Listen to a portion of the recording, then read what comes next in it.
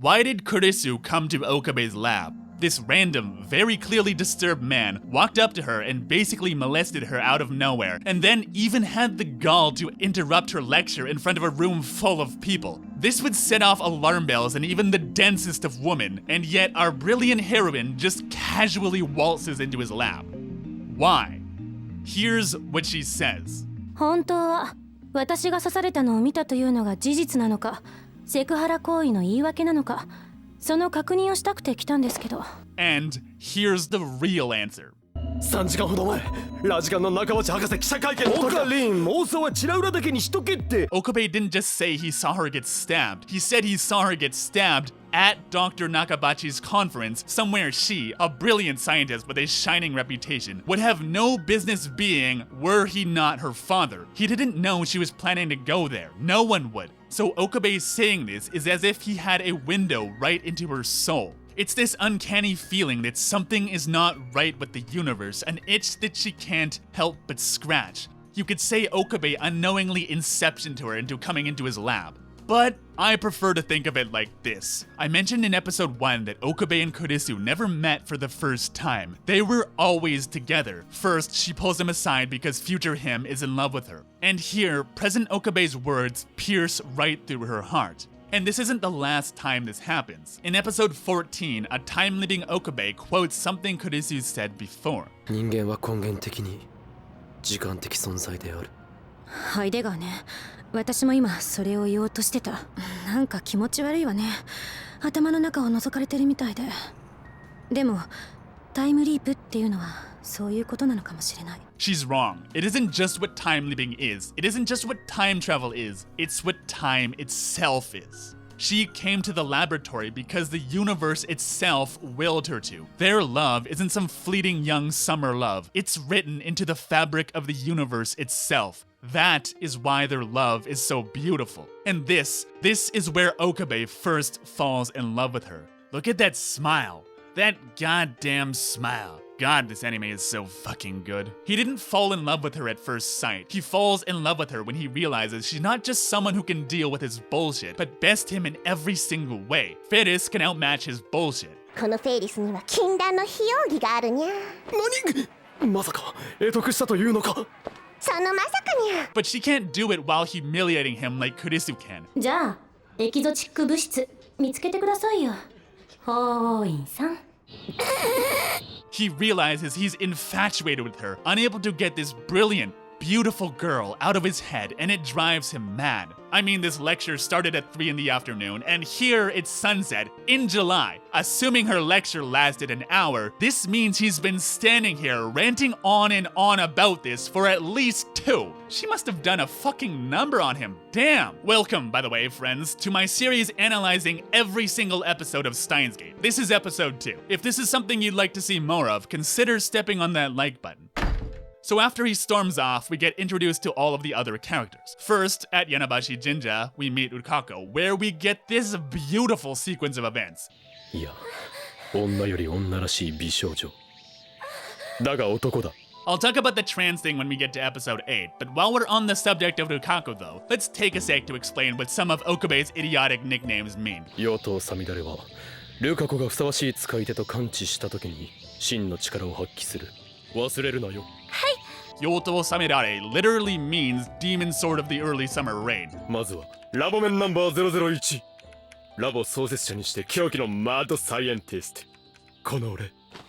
Oh, in Kyoma. Oh, in Kyoma means something like Wicked Truth of the Phoenix Institution or something. He literally doesn't explain what in is supposed to mean in Japanese, and I'm not actually sure he knows either. 名前はほう、in Kyoma と書いてあるだろう。お。ああ。風邪。And then this says Obo in Kyoma, which means violent drinking today, and then the sound ma. And on Okabe's phone, Moeka is listed as Senko no Shiatsushi, which means, okay, shiatsu is a type of traditional Japanese finger massage. Shi here means practitioner, and Senko means flash of light. So basically, finger massage therapist of blinding light, or something. Speaking of Moeka, though. 何を撮っていたのだ？証明。自分が今日どこを歩いて何を見たか。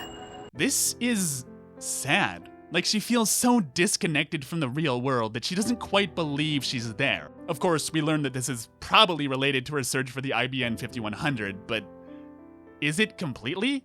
We know it's not. Why does Okabe decide to help her and bring her into his lab, even though he knows literally nothing about her? I think what he feels is this sadness. He just wants friends to make his life a little less lonely, and he senses that that's what this girl wants too. She's lonely, and he might be the only one with the power to help her. I'll talk about this more in future episodes, but this is a big part of what makes Steins Gate so great. It isn't power, greed, or any kind of temptation that is Okabe's downfall. It's his goodness. The reason he keeps using the time machine is not for his own personal gain. It's to make his friends' lives better, and that's what comes back to haunt him. All he ever wanted was for everyone to be happy. And I think that's fucking beautiful. Let's move on to Moeka's literal opposite though, which is Suzuha.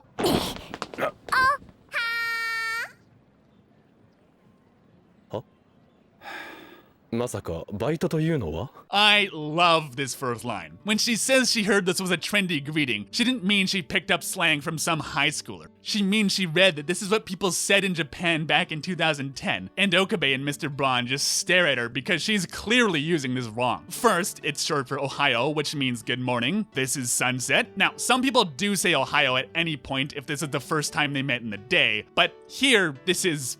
okay.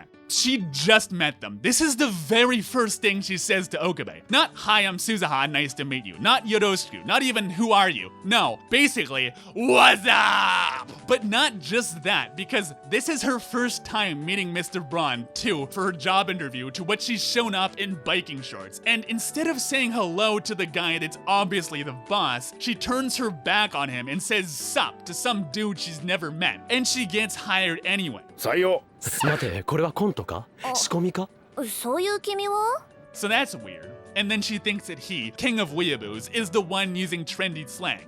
緊急要請6665クーリングオフを発動させろ政府の承認そんなことを言ってる場合では自演オツ Okay, I'm not gonna explain all of the slang in Steins Gate, but I feel like I should explain this one because you'll hear it a lot. Otsu is like a slangy way to say otsukare-sama, which means you're tired. Oh boy, I already know trying to explain this was a fucking mistake. Okay, so that means kind of like good work, you did well, but unlike in English, you can say this to anyone regardless of social standing. On 2chan, this is used ironically to mean something like good job, dipshit, like this. このメリケン少女メガ誰がメリケン少女だ。お前以外に誰がいるはいはい、童貞オツ。 So you might notice that almost all of the posters on @channel are anonymous, and that's because that's how 2chan is designed. Because if you don't know who's posting, then you can't attack a person, only the information they've presented.